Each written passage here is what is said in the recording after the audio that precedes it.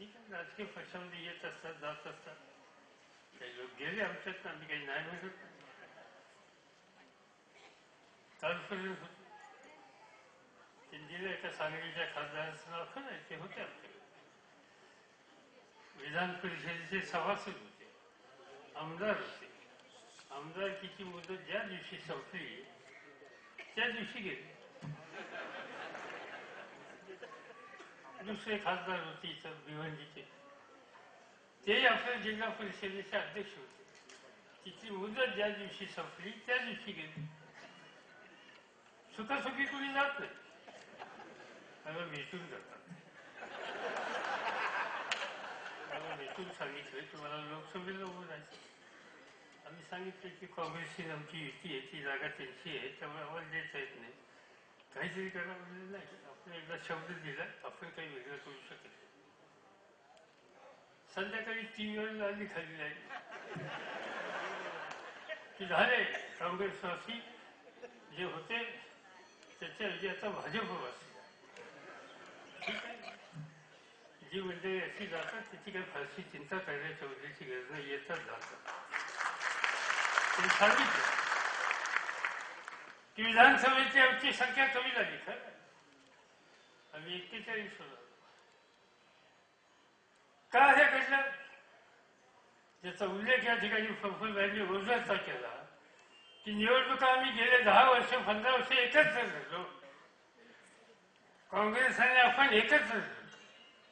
याही वेळेला एकत्र लढायचा विचार होता.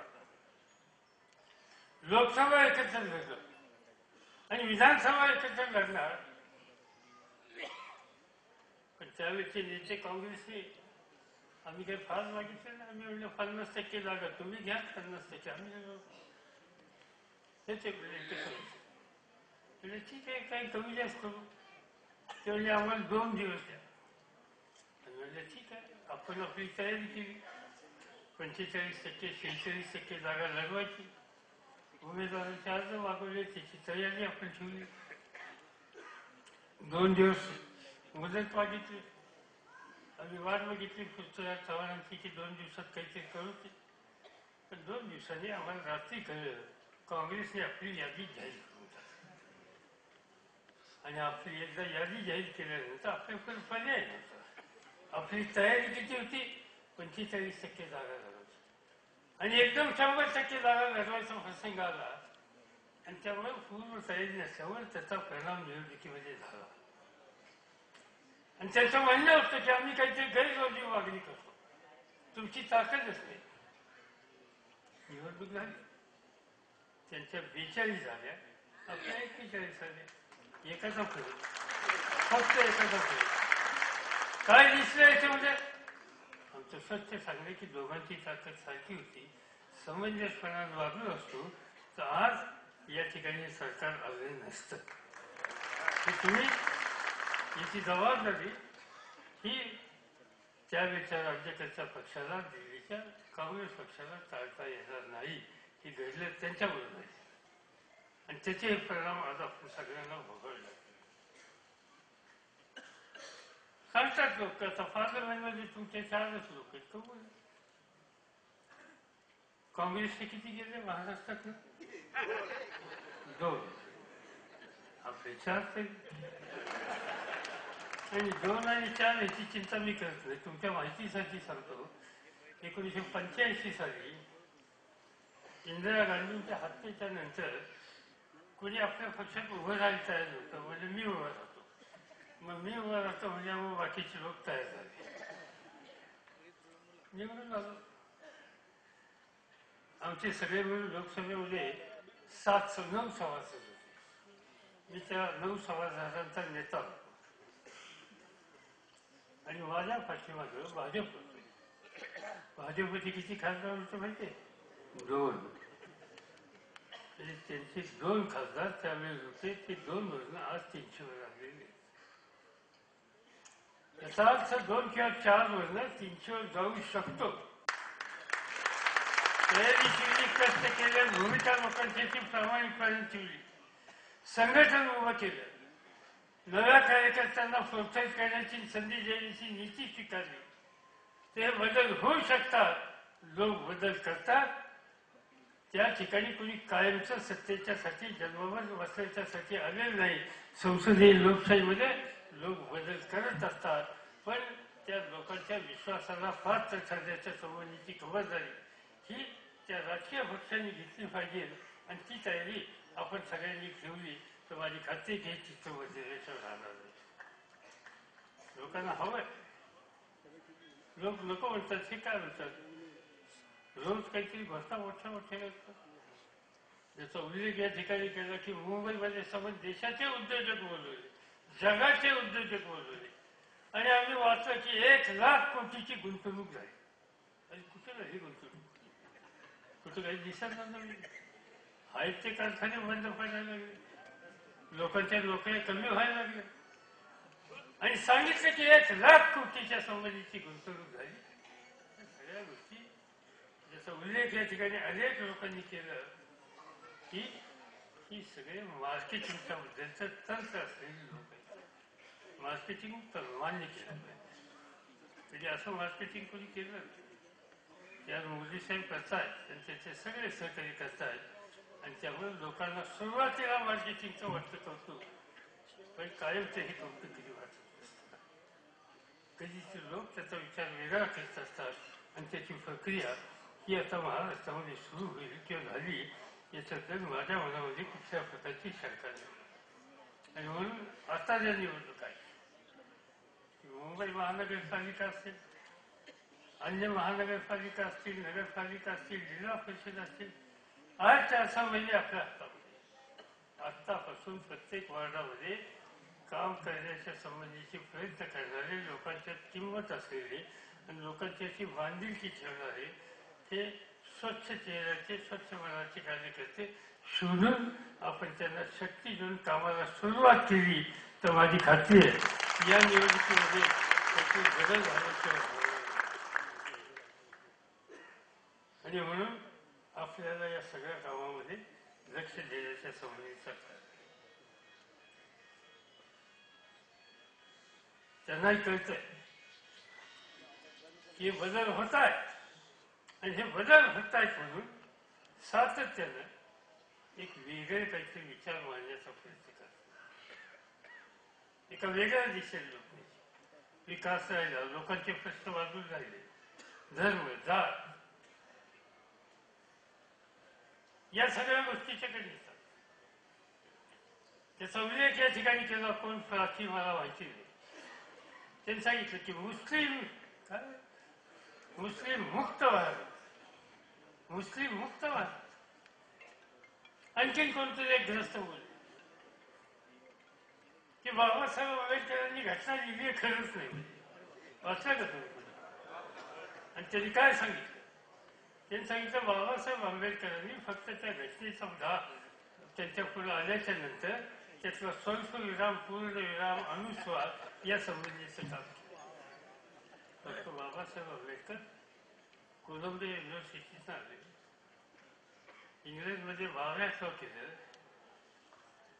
कसली पार्श्वभूमी नसताना प्रखर कष्टानं आणि बुद्धिमत्तेच्या जोरावर संपूर्ण देशाला एक नवीन प्रकारचा प्रशासनाचा रस्ता देऊन दिला, जो आज 47 सालापासून या देशामध्ये टिकून आहे. आणि त्यामुळे हा देश एकसंघ आहे.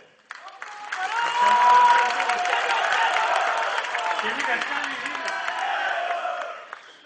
आणि त्याचा विचार किती होता, त्यांचं वाचन किती होतं. तुमच्यापैकी कोणी काल टेलिव्हिजनवर त्यांचा एक एपिसोड पाहिला?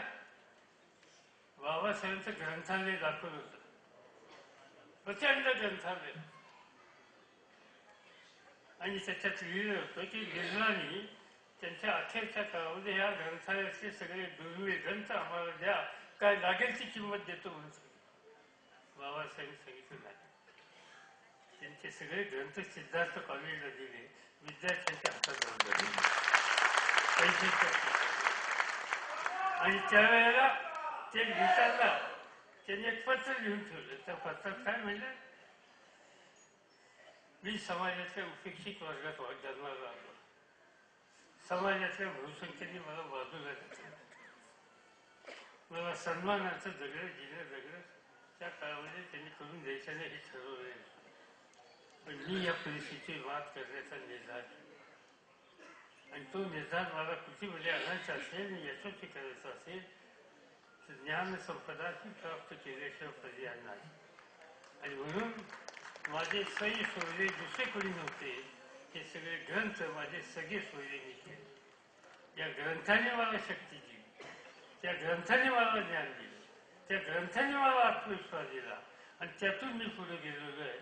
आणि म्हणून ग्रंथ हेच माझे खरे साथी आणि ते ग्रंथ नव्या पिढीच्या हातामध्ये करून त्यांच्यातून आत्मविश्वास असलेली पिढी तयार व्हायला मदत होत असेल तर हे ग्रंथ मी या विद्यार्थ्यांना सिद्धार्थापर्यंत म्हणजे दृष्टी असलेला बाबासाहेब आंबेडकर आणि त्याच्याबद्दल एक भाजपचा कोणताही वरिष्ठ नेता सांगतो की घटना त्यांनी लिहिलीच नाही. ह्यांनी का गोलवलकर लिहिली का आणखीन कोणी ज्याचा कधी संबंध नव्हता, स्वातंत्र्य चळवळीचा नव्हता, घटना निर्मितीच्यामध्ये नव्हता आणि त्यांनी म्हणायचे की घटना हे लिहिली नाही, फक्त पूर्ण विराम अनुस्वार स्वविराम हे त्यांनी केलं. तरी काही शुद्ध लेखनाच्या चुका करण्याचा दुरुस्त करण्यासाठी त्यांना त्या ठिकाणी बसवलं. या प्रकारची भूमिका त्यांच्याबद्दल मांडणं,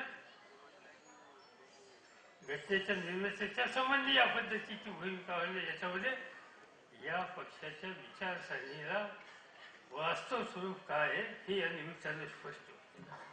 आणि म्हणून कोणी म्हणेल की मुस्लिम शिवाय भारत आणि त्या ठिकाणी सांगतात अमेरिकेमध्ये जाऊन मोदी साहेब या देशाच्या घटनेला आम्हाला शक्ती दिली आणि या देशाच्या घटनेला अमेरिकेतून मार्गदर्शन आणि ते सांगतात की या देशाच्या घटनेबरोबर डॉक्टर बाबासाहेब आंबेडकरांच्याबरोबर डॉक्टर बाबासाहेब आंबेडकर कोलंबिया युनिव्हर्सिटीमध्ये ज्ञान संपादित करण्याच्यासाठी यशस्वी झाल्यावर आज आम्ही देश एकसंघ ठेवण्याला यशस्वी झालेला आहोत. याचं श्रेय आम्ही अमेरिकन या विचारसरणी पद्धतीला जरूर देऊ इच्छितो. ठीक आहे, तुम्ही सांगितलं देश एकसंघ ठेवण्याच्यासाठी डॉक्टर बाबासाहेबांची दृष्टी, विचारधारा आणि कष्ट हे जर उपयुक्त पडले असतील तर ते घटनेशिवाय कसं झालं. आणि ती घटना त्यांनी लिहिली त्याच्यामध्ये तुम्ही सांगता की घटना त्यांनी लिहिलीच नाही, फक्त दुरुस्त्या शाब्दिक केलं. याचा अर्थ हा स्वच्छ दिसतो. बाबासाहेबांच्या नावाचा जो उल्लेख केला जातो, वापर केला जातो, ही मार्केटिंग आहे. आणि म्हणून सगळीकडे मार्केटिंग, दुसरं काही हे नाही. काही घटक असे असतात की त्यांच्यामध्ये जन्मताच विक्री करण्याच्या संबंधीचं कसं वाचतं. मी काही कुठला वर्ग म्हणू इच्छित नाही की त्याच्यामध्ये काही व्यापारी असे असतात की त्यांना माल विकायचा कसा एवढं माहिती असतं आणि तो माल विकण्याच्या संबंधी सध्याचे राज्यकर्ते यशस्वी झाल्याचे आपण गेल्या 2-3 वर्षात दिसतो. पण कधीच लोकांच्या राज्याचं की त्या आंब्याची पेटी आणलेली आहे, पाठीमध्ये वरचे सगळे चांगले आंबे आहेत आणि लोकांनी समोरची फाटी घेतल्याच्या नंतर विश्वासाने घरी नेली आणि वरचे जे 4 आंबे काढल्याच्या नंतर खाली नासके दिसल्याच्या नंतर कळलं का आपली फसवणूक झाली. आणि म्हणून मार्केटिंगमध्ये आज हा माल चांगला आहे हे दाखवण्याच्यासाठी हे यशस्वी होतील.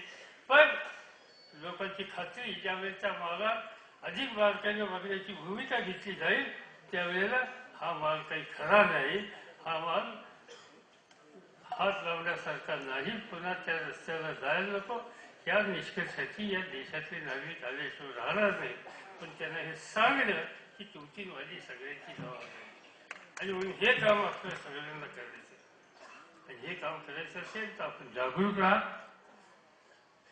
काय देशामध्ये जगामध्ये घडतंय याच्याकडे लक्ष ठेवा. अशा सगळ्या प्रश्नाच्या संबंधी पक्षाची भूमिका काय ही समजून घ्या. पक्षाची ही भूमिका सांगण्यासाठी आपण राष्ट्रवादीचा एक उत्तम प्रकारचं मासिक गेल्या काही वर्षापासून चालवतो. 400 रुपयाची त्याची वर्गणी आपण कुठे अनेक ठिकाणी खर्च करतो. 400 रुपये एकदा वर्षभर केल्याच्या नंतर वर्षभर आपल्याला ज्ञान, मार्गदर्शन, विविध प्रश्नाच्या संबंधी पक्षाची भूमिका, विरोधकांची भूमिका या सगळ्याच्या संबंधीचं वास्तव चित्र हे तुमच्या सगळ्यांच्या समोर मांडण्याच्या बद्दलची खबरदारी त्यामधून केली जाते. त्याचे जास्तीत जास्त सभा सुद्धा वाचन करा आणि आत्मविश्वासानं उभा राहिलेला आणि समाज परिवर्तनाची ताकद असलेला राष्ट्रवादीचा कार्यकर्ता म्हणून समाजाने तुमच्याकडे बघायची स्थिती निर्माण केली पाहिजे. ते करण्याच्या तयारी लागा. एवढंच आजच्या स्थापना दिनाच्या निमित्तानं एक संदेश आवाहन आपल्या सगळ्यांना करतो आणि आपली रजा घेतो.